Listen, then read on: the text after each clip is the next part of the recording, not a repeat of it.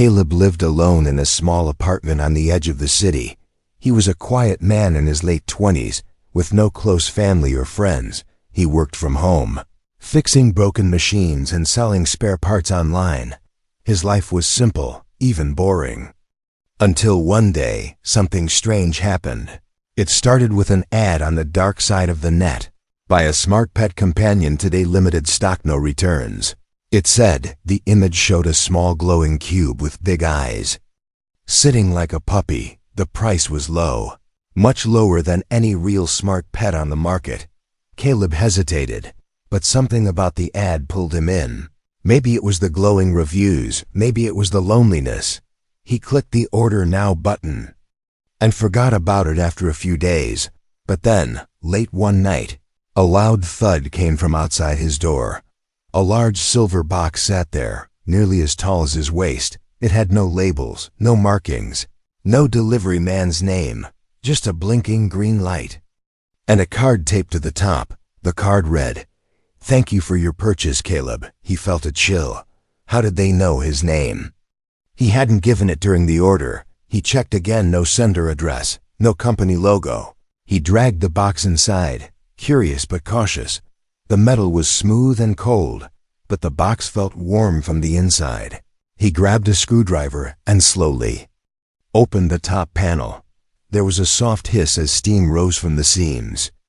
Inside the box, curled up like a sleeping child, was a girl, an alien girl.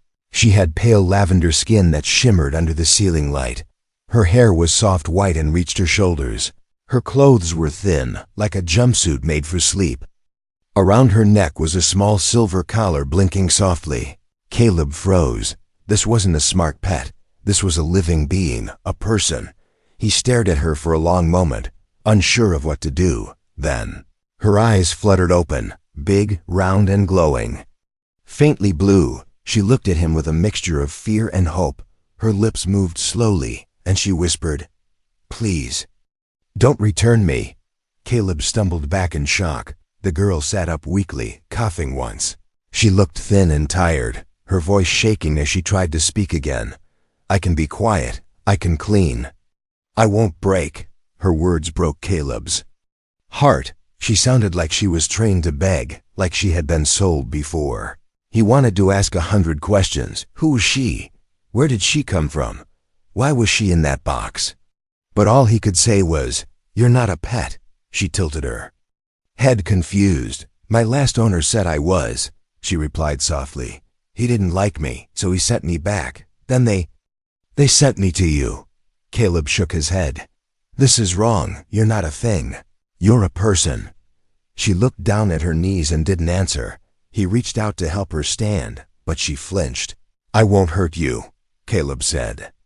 Gently, she hesitated, then slowly placed her hand in his. Her hand was warm, softer than human skin. He helped her to the couch and brought her a blanket. She shivered, even though the room wasn't cold. "I'm Caleb," he said, trying to stay calm. "What's your name?" She hesitated again, then said, "Tari." Caleb nodded. "Okay, Tari. You're safe now." But deep inside, he knew this was not going to be simple. This wasn't a toy gone wrong. This was something bigger, something dangerous. He could feel it in his bones. As Tari closed her eyes and leaned against the couch, Caleb noticed something blinking on her collar. A red light, slowly pulsing like a heartbeat, and under it, tiny letters glowed, Unit number 457. Pending return. Caleb's chest tightened. Someone was watching. Someone wanted her back, and they knew exactly where she was now. Tari slept on the couch the entire night, curled up like a frightened child. Caleb didn't sleep. He sat nearby with a cup of coffee in his hand, watching her breathe. He kept checking the blinking red light on her collar, trying to understand what he had just brought into his home. Morning sunlight poured into the apartment, but it didn't bring peace. Instead, it made everything feel more real, more dangerous. This wasn't a dream. There really was an alien girl lying in his living room. Caleb searched online for anything about Unit number 457 or alien smart pets, but nothing came up, not on regular search engines or hidden networks. Whoever had made her, or sent her, had erased all traces. Or maybe she was never supposed to exist in the first place. Tari stirred quietly, blinking slowly as she sat up. The blanket slid down her shoulders, and she pulled it back quickly like she was afraid of being scolded. "You didn't send me back," she said softly. Caleb gave a tired smile. "No, and I'm not going to," he replied. She looked surprised, as if those words were foreign to her. "Most people return me before I even wake up," she whispered. "I didn't come with the right features. I wasn't obedient enough." Caleb frowned. She spoke like a machine programmed to be pleasing, yet so clearly alive. "You're not a product," he said again, more firmly this time. "You're someone, not something."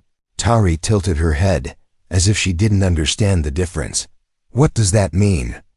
she asked. He took a deep breath, thinking how to explain it in the simplest way. "It means you can make choices, and you don't belong to one."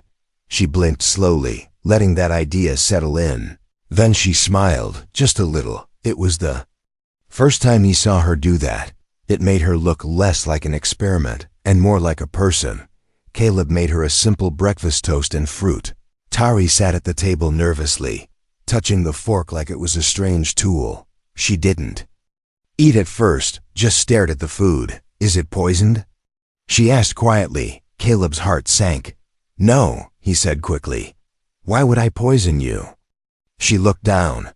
"One of my old buyers used to test me," she said.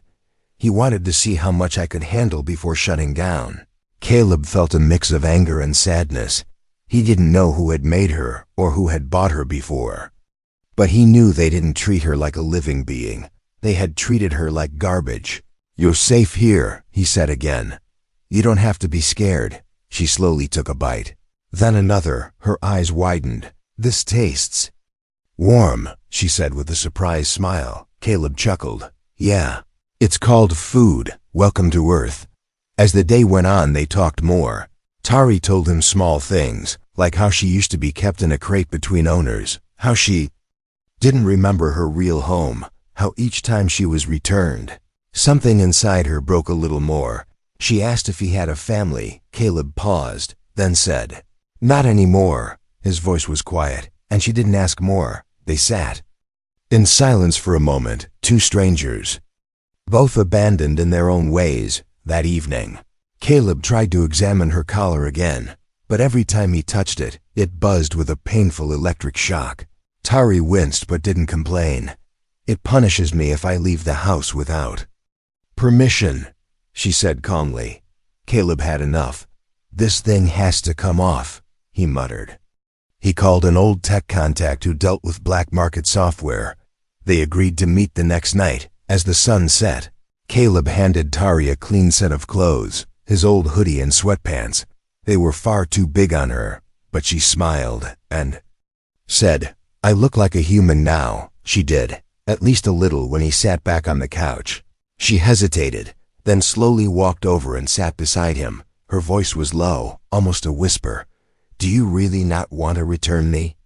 Caleb looked at her, his voice firm. "I didn't buy a pet," he said. "I think someone tricked both of us, but I'm not going to treat you like an object." Tari stared at him for a long time, then nodded. "Then maybe I won't break this time," she said, and rested her head gently against his arm. Caleb sat still, unsure of what to do, but in that moment, he knew one thing for certain. This girl wasn't just his responsibility now. She was his choice, but somewhere in the dark, someone else still wanted her back, and they weren't going to give up so easily. The apartment was quiet, but Caleb couldn't relax.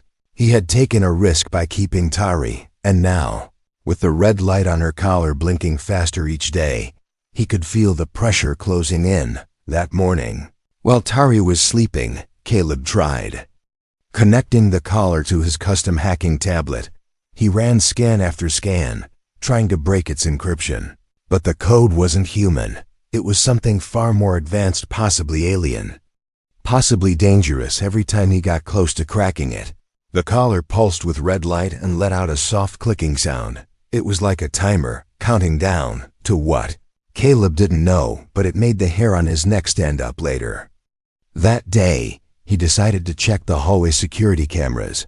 What he found made his stomach twist. A dark figure had stood outside his door the night before. Unmoving, it didn't knock, didn't speak, just watched the door for 20 minutes. Then walked away. Caleb knew then someone was looking for her, and they were close. He closed his laptop and turned to Tari, who was watching an old Earth cartoon with wide eyes. She hugged a pillow to her chest like it was a shield. "Do you like it?" Caleb asked, trying to sound normal. Tari nodded. "The colors.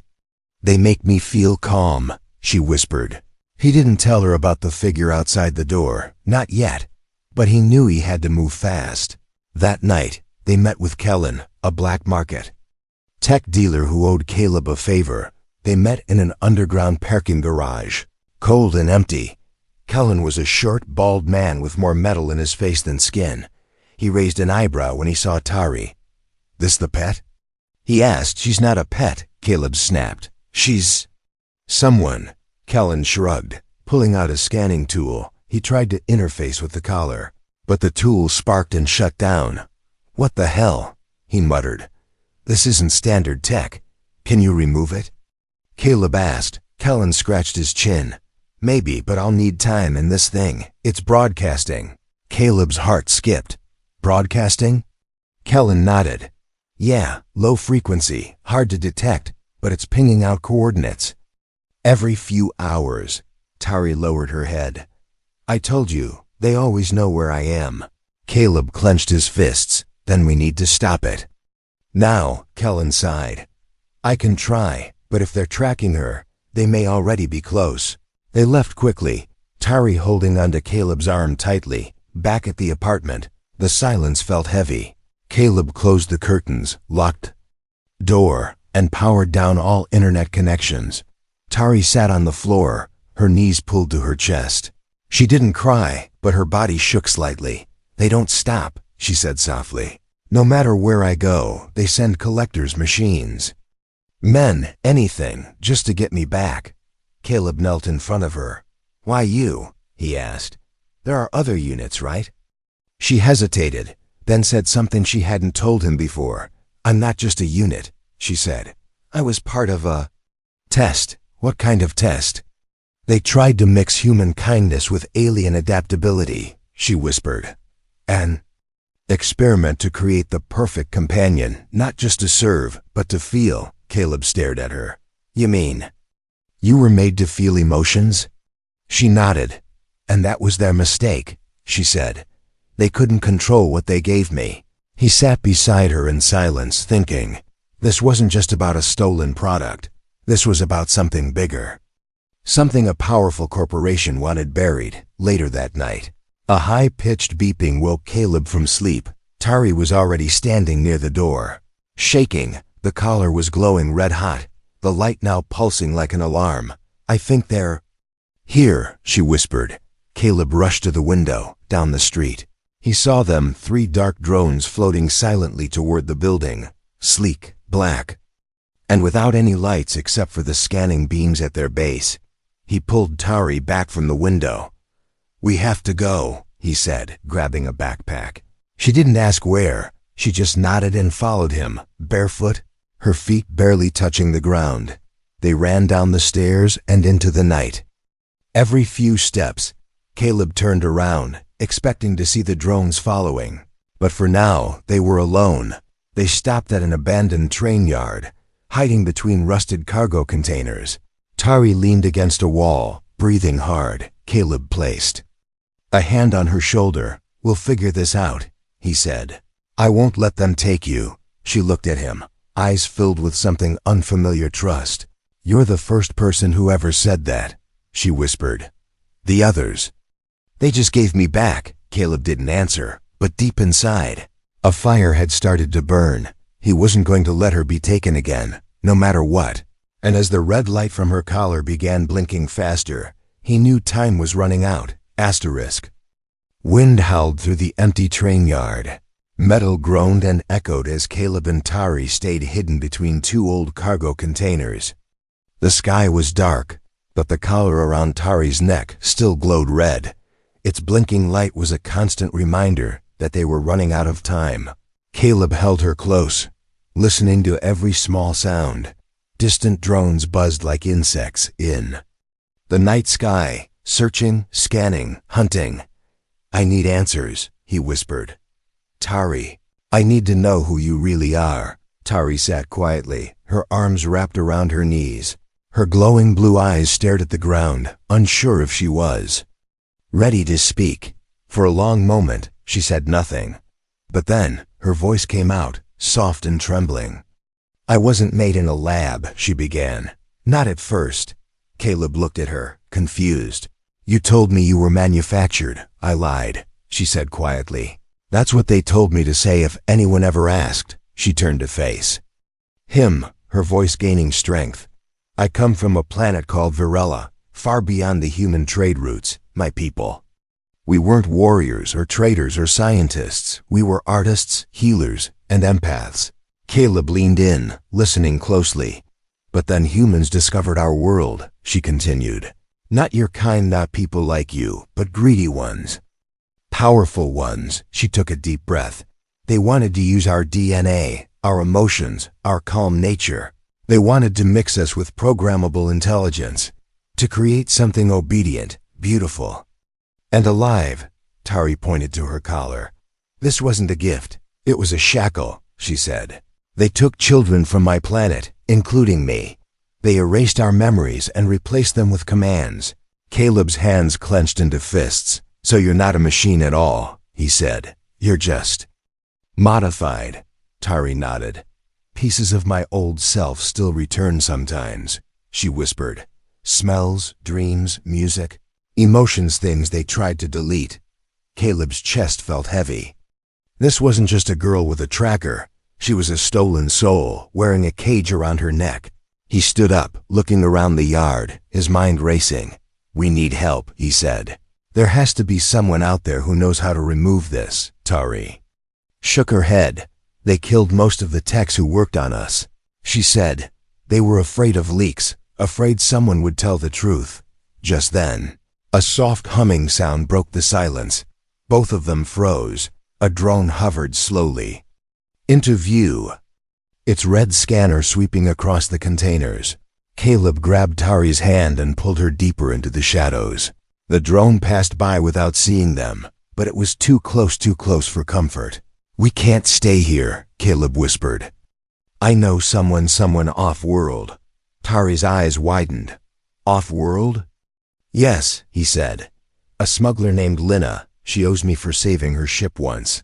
She has tech, ships, cloaking tools, maybe even medical access." Tari hesitated. "Do you trust her?" "I trust her more than I trust staying here," Caleb said firmly. They waited until the sky was clear, then made their way across town under cover of night. Every shadow looked like a threat. Every rooftop held the fear of another drone. But they made it, somehow, to an old ship hangar hidden behind a junkyard. Lina was already waiting, leaning against her rusted ship. She was tall, with skin like copper and eyes that changed color every few seconds. "What did you bring me this time, Caleb?" she asked, raising an eyebrow.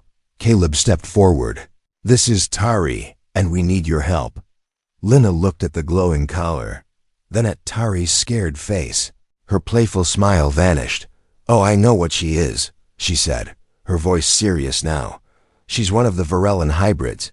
"So it's true?" Caleb asked. Lina nodded slowly. "Yeah, I saw one once, locked inside a cage, being auctioned on the black market. They sell for more than spaceships." Tari lowered her eyes.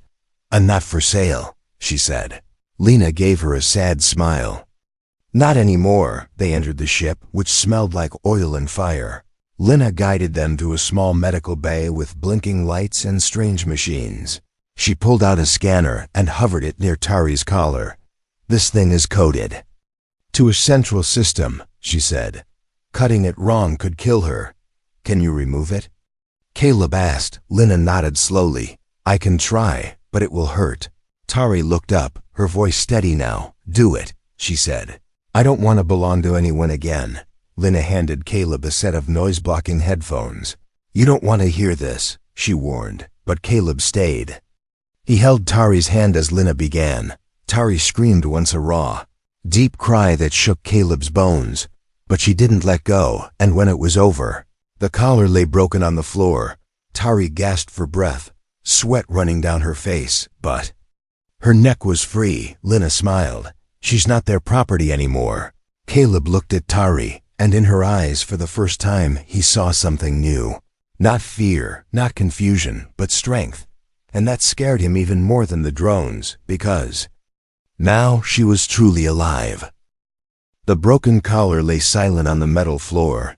Its blinking red light faded until it went completely dark. For the first time in her life, Tari could breathe without the feeling of being watched. She touched the skin around her neck where the collar had burned a thin mark. Caleb stood close, his hand on her shoulder. "You're free now," he said gently. Tari looked up at him, her expression calm, but her voice was trembling. "No, I'm not," she whispered. "They'll come again, this time harder." Lina nodded from across the room.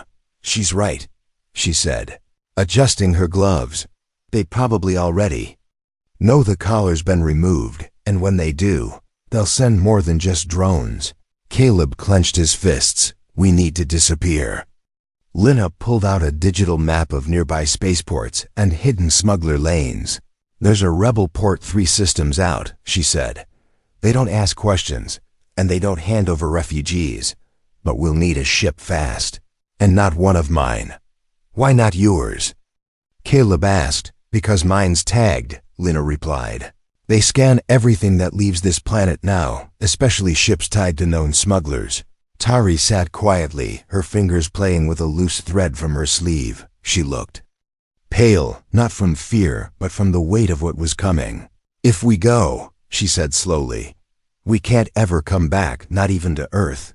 Caleb nodded. "I don't care about Earth anymore," he said. "I care about you." She blinked. Surprised. "Why?" she asked. "No," Caleb interrupted. "You're not just anything. You're not a machine. You're not a product. You're Tari, and that's enough." Lina smiled slightly. "Romantic fools," she muttered, then stood up. "I know a place where we can get a ship, but it's risky." "Where?" Caleb asked. "The graveyard," she said. "A scrapyard for old warships. Most of them broken beyond use. But if we're lucky, we might find one that still flies." Caleb agreed immediately. Tari stood too, her voice stronger now. "Let's go," she said. "I don't want to run anymore. I want to fight." The journey to the graveyard was long and cold. They rode inside a stolen supply truck, hiding under empty crates. The road was rough, the sky above full of surveillance satellites. But Lina knew the dead zones, the quiet paths, the old smuggler trails. After 2 days, they reached it. The graveyard stretched across a frozen valley. Twisted metal, broken ships, burned-out engines, and shattered wings filled the place. Some were ancient. Others still had flickering lights inside. "It's beautiful," Tari whispered. "It's death," Lina corrected. "But sometimes death holds second chances." They searched for hours, climbing into broken cockpits, testing batteries, checking fuel cores. Most ships were too far gone. But then Caleb found it. A small vessel hidden under a pile of crushed cargo bays. It was old, yes, but its core flickered with faint power. He opened the hatch and climbed inside. Dusty, cold, and forgotten, but not dead. "She fly," he said with a smile. "She just needs help." Lina got to work immediately. She linked her tools into the ship's control panel and started rebooting systems. The ship's lights came on, flickering like a heartbeat. The name printed on the side read Whisperfire. Tari ran her hands along the inside wall of the ship. "She feels alive," she said softly. "She's been waiting." As the sun began to set, Lina turned to Caleb. "I'll stay behind," she said. "What?" he asked. "They know me too well," she replied. "If I fly with you, they'll track us before we leave orbit." Caleb looked at her, conflicted. But I'm a smuggler, she said with a grin. I always survive. Tari stepped forward and hugged Lina tightly. Thank you, she whispered. Lina patted her back. Make it worth it, little one. Night fell, and the whisper fire roared to life. The engine sputtered, then steadied. Caleb took the pilot seat, Tari beside him. Her eyes glowed in the light of the dashboard, her voice calm but firm. Let's go. The ship lifted off slowly, like a bird testing its wings again after years of silence. Below them, the graveyard shrank. Above them, the stars opened wide. But as they broke through the clouds, a flashing alert lit up the console. Caleb's heart sank. They found us, he muttered. A large object was approaching fast on the radar. Tari looked at the screen, her eyes sharp. It's a collector ship, she said. They sent their best. Caleb pushed the throttle forward. We're not stopping, he said. We didn't come this far to die now. The stars blurred around them as the ship entered hyperspeed, chased by their past, but flying straight toward a new future. The whisper fire shook violently as it exited hyperspace. Warning lights blinked across the control panel. Caleb gripped the controls, trying to stabilize the ship. Tari leaned forward, scanning the incoming alerts. They're still behind us, she said quickly. The collector ship didn't lose our trail. Caleb cursed under his breath. Engines are overheating. We need to land now. Through the clouds, a thick green planet came into view. It was marked on the smuggler charts as Haven 12, an old relay station hidden deep in its forests. Long abandoned, overgrown and silent, but to Caleb it looked like their only chance. Strap in, he said, pulling the ship downward. Tari grabbed the safety bar. Her eyes locked on the small radar that showed the collector ship closing in. The whisper fire burst through the atmosphere, trees rushing up toward them. With a loud crash, the ship skidded into a dense clearing, metal grinding against dirt and rock. Smoke filled the air, but the ship was still mostly intact. Caleb coughed and opened the hatch. We move now, he said, pulling Tari out. Before they lock onto our position, they ran through thick vines and tall trees. The forest was alive with strange sounds, but no predators, just silence watching them from above. After nearly an hour, they reached it, an old station built into the side of a cliff. Half covered in moss and roots, Tari touched the rusted metal door. This place, it feels like a memory, she said quietly. It was built during the old wars, Caleb replied. Now it's forgotten, just like us. They entered the station, finding broken control panels, shattered glass, and flickering lights still fighting to glow. Caleb sealed the entrance and began powering up the old defense systems. Tari walked slowly through the halls, stopping at a cracked mirror. For a long moment, she stared at her reflection.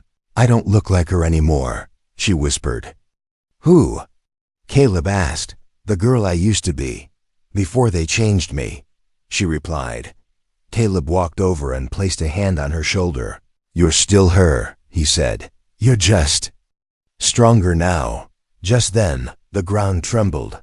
A loud roar filled the sky, shaking the trees outside. The collector ship had arrived. They found us, Tari said, stepping back from the window. Caleb nodded.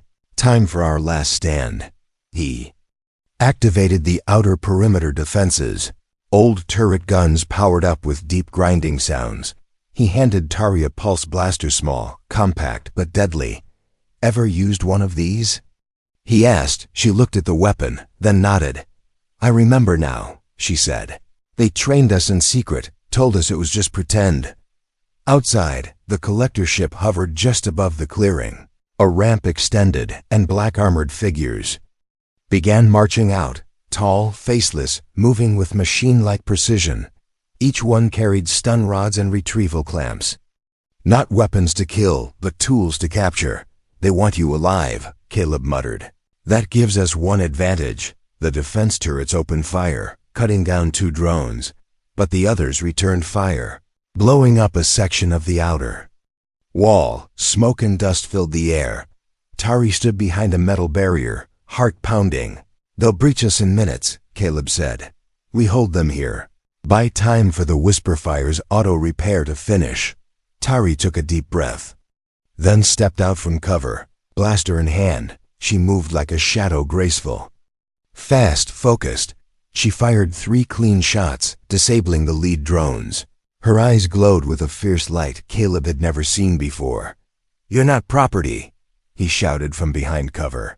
"Your power." A loud crash broke through the ceiling. A larger drone dropped in twice the size of the others.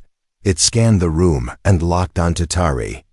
"Target number 457 confirmed. Prepare for recapture," it said in a deep, robotic voice. Tari stood tall, not flinching. "I'm not a number," she growled. She raised her blaster and fired.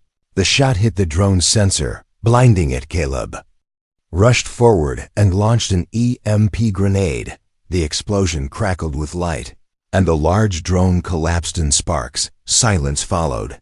The remaining drones backed off. Confused by the failed retrieval, they regrouped, but before they could attack again, a loud signal beeped from Caleb's wrist device. He looked down. "The Whisperfire's ready," he said. "But we have 60 seconds before their reinforcements arrive." Tari and Caleb ran, their boots pounding through the forest floor. Behind them, the collector ship powered up again. A warning siren howled, shaking birds from the treetops. They reached the clearing, the Whisperfire standing tall once more, its hull still scratched and bent, but alive. Caleb opened the ramp, and Tari turned around for one final glance. She saw the drones pausing, watching her, not firing, not chasing, almost afraid. Something had changed. "I'm not running anymore," she whispered. "But I'm not staying here either." They entered the ship, and the ramp closed behind them. Engines roared, lifting them high above the forest. Caleb set coordinates. "For the rebel system, ready?" he asked. Tari took one last look at the green planet below. "Now I'm ready," she said. The stars swallowed them once more. But this time, they weren't just escaping. They were heading towards something new, something worth fighting for. The stars stretched endlessly around them. The Whisperfire moved quietly through deep space, its wounded hull patched just enough to fly. Inside, the lights glowed dim but warm, and for the first time since leaving Earth, there was no alarm. No warning sirens, no fear. Tari stood near the window, staring out at the dark ocean of stars. Her hands touched the cool glass as if trying to feel the space beyond it. She was quiet, but not afraid. Behind her, Caleb was working at the control panel, checking navigation and life support. "We'll reach the rebel system in 2 hours," he said. "No more chasing, no more hiding." Tari turned and gave him a soft smile. But there was something in her eyes, a question, something heavy. "What happens after that?" she asked. Caleb paused, then walked over to stand beside her. "You'll be free," he said. "You'll have choices finally." She looked down at her hands. "They gave us programming, taught us to serve, to obey, but they never taught us what to do when we're free. You'll figure it out," Caleb said, his voice steady. "You're stronger than anyone I've ever met." She reached into her pocket and pulled out the shattered piece of her old collar. It no longer blinked, no longer burned, but she still carried it. "I used to dream that someone would come and take this off," she said. "Not just from my neck, but from my heart." Caleb placed a hand over hers. "You're not alone anymore," he said, "and you never will be again." They arrived at the rebel system later that night. A quiet blue planet orbited a twin sun, hidden in a system too distant for human governments to control. As the Whisperfire entered orbit, a voice came through the comms. "Identify yourselves." Caleb responded clearly. "Refugees with information and a survivor." There was a pause. Then the voice replied, "Docking clearance granted. Welcome home." They landed near a cliffside base made of carved rock and glowing towers. As the ramp lowered, a group of rebel officers stood waiting. Among them were humans, aliens, hybrids, faces from many species, all with the same look in their eyes, defiance and hope. Tari stepped forward slowly. One of the officers, a tall alien woman with silver eyes, gasped. "She's Varellin," she whispered. "We thought your kind were all gone." Tari nodded. "They tried to make us disappear, turn us into tools," she said. "But I remembered who I was, because someone helped me." The officers listened as Caleb shared what he had learned about the collectors, the collars, the tracking systems hidden in smart pets. The room went silent when Tari told them what it felt like to live as an object, to be owned, returned, reset, and still survive. "You're a witness," the rebel leader said. "A symbol, not just of survival, but of resistance." Tari looked down, uncertain. "I don't know how to lead anyone," she said. "I'm still learning to lead myself." "Then that's a perfect place to start," the leader replied. "Because real leaders remember what it means to be broken." They gave Tari a new room, overlooking the ocean cliffs. No locks, no cameras, no chains, just space to breathe. Caleb was offered a job repairing rebel ships. He accepted, but only after making sure Tari was okay with staying.